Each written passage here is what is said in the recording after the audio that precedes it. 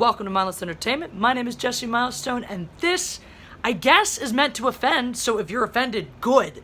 I say I guess because, you have to be a moron to be offended by what I'm about to say, and if you are, you should probably stop living. No, I'm not saying kill yourself. I'm not saying that, because I would never say that, because it's a horrible thing to say. I'm just saying you should probably stop living. So we're going to cover two different topics today, regarding a similar idiotic theme.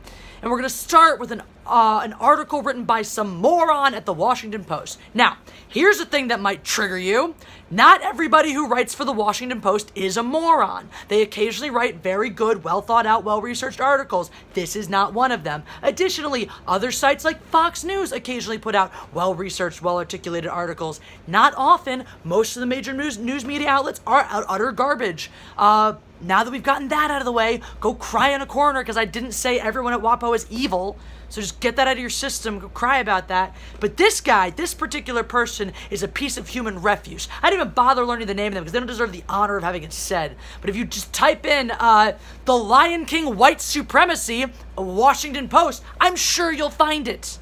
Yeah, because guess what? According to this a-hole, The Lion King is a white supremacy tale. It's all about white supremacy and keeping minorities down. The lions represent white people, of course, up on White Pride Rock. And they're ruling over all of the peasants, who are, of course, herbivores.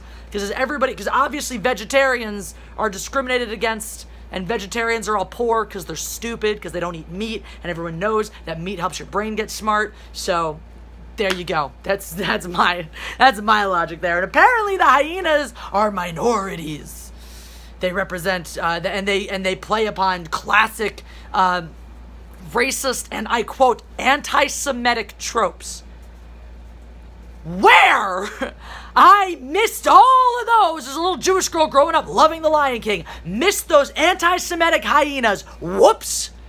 It turns out that's just a bigger insult then that they use goose-stepping hyenas to represent, acknowledge Nazism, which is just apparently meant as a bigger insult to the Jews. Weirdly enough, I always saw that as an indication that the hyenas were just evil because they were like Nazis. And as everyone knows, Nazis are always bad. But apparently, Nazis are being equated to minorities, and I'm lost at that point. I'm just 100% lost. Anyway, apparently The Lion King is an inherently evil story because it deals with a monarchy. And when anytime anyone has any kind of authority, especially authoritarian authority, they are evil. 100% pure evil. And the only reason why Disney would make a kids movie featuring a monarch is because they hate children and want to promote the patriarchy, apparently.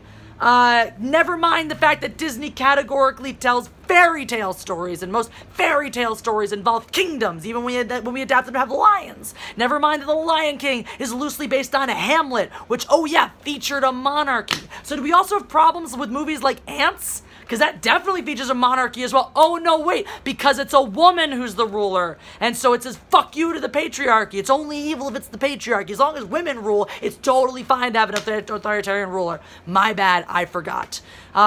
So that's yeah, and obviously, the patriarchy, ignoring the fact that, and of course, the minorities have to live off in their little corner of the world and be segregated. Just totally ignore the sequel to The Lion King, because clearly that messaging was so important to them that in the sequel, the heir to Simba's throne is Kiara, right, a woman, and the shunned, discriminated class are other lions. So is that just the redemption story? Ooh, we fucked up by telling a white supremacist tale that supports the patriarchy. Here, now we have to shit on the patriarchy and make a woman in charge. I'm just at a loss. I'm at a loss with this one. I'm really at a loss with this one. You have to be so fucking stupid to think The Lion King is about white supremacy. The lions aren't even white, they're orange. Yellow. Red manes. And let's not forget that this all takes place in Africa. Does no one remember that? These are all African animals. Not that it has anything to do with being white or not, but I'm just saying, This isn't even taking place in a country where there ever was a traditional monarchy. So, you're really reaching here. You're really grasping at straws here. And shit like this pisses me off that people are writing these things. You gotta know, either this writer is on drugs, and they might be, because this other suggested article, which was probably also written by them, was that the droids in Star Wars are basically slaves. I didn't click on that because I didn't want to know. No, they're droids. They're not people. They're not human. They were built by people. They're not fucking slaves. In fact, in the Star Wars universe, there are already slaves who represent slavery. Actual people who are owned, who represent slavery. It's just pretty on the nose for all the allegory that Star Wars does. That one's pretty on the nose. The droids, I mean, look, this whole discussion, this whole business of robot rights and do they have intelligence and consciousness and whatever is an actual, real life debate that's becoming more and more pertinent the closer we get to functioning AI that's able to learn and have an awareness. This is something that's been going on in sci-fi, and fantasy to an extent for a long ass time. This is not look, yes, there's a lot of deeper allegory going on in sci-fi and fantasy. This is not one of those situations. This one's pretty effing on the nose. So, but anyway, slavery, what a great segue to my next point. Piece of idiocy number 2. Lady Pale Rider, some bitch on Twitter, she was like, hot take. White people like to own dogs because it reminds them of owning slaves and they have a need to control things. What? Do I even need to break this one down? That's so idiotic. And then she has her reply to her own tweet about, I don't know about with black people owning slaves, maybe Stockholm Syndrome. What the actual fuck? Or maybe it's because black people also used to own slaves back in Africa back in the day. But no, we can't talk about that because we can't talk about anybody but evil white people owning slaves. Never mind the fact that not every white person is descended from a slave-owning family. That some people were just persecuted immigrants that came to this country. Never mind the fact that dogs have been man's best friend since the dawn of time. That dogs were the first damn animal to be domesticated. Never mind the fact that dogs don't suck the way people do. Maybe people just want a dog companion so they don't have to deal with morons like the asshole who wrote this tweet. Did you ever think of that one? Also, plenty of everybody owns dogs. Not just white people, black people, orange people. Are there orange people? Yellow people. That's racist of me to say. Oh no. Brown people. Everyone owns fucking dogs. Fucking Native Americans had wolf buddies. This is not a new thing. Honestly, owning dogs has probably been around since before owning people. Owning dogs, I'm pretty sure, predates any record of slavery. So fuck you and your argument. Maybe people started owning each other because they wanted dogs that could talk back. I don't know. Oh my God, that's so racist to say. Never mind that the first slaves weren't even black people. That the Romans enslaved the Greeks, or the Greeks enslaved each other, and they all fucking enslaved each other is my point. Every white people enslaved white people. Europeans enslaved Europeans. Yeah, okay, slavery has a very, very clear history of racism in this country, but not in terms of its entire span as a thing. Slavery is not specific to a race. Yeah, it's pretty fucking racist the way it happened in America, but trace the history back. Egyptians owned Jews. Jews were white, or maybe not. Maybe we were brown then because we were all kind of Arabian at that point. Is that racist to say Arab? I don't know. Probably. Sue me. So fucking stupid. Also, never mind the fact that, let's be perfectly honest, at least if we're talking about American slavery, pretty sure most people treat their dogs better than slaves were treated. Most dogs kind of own their people.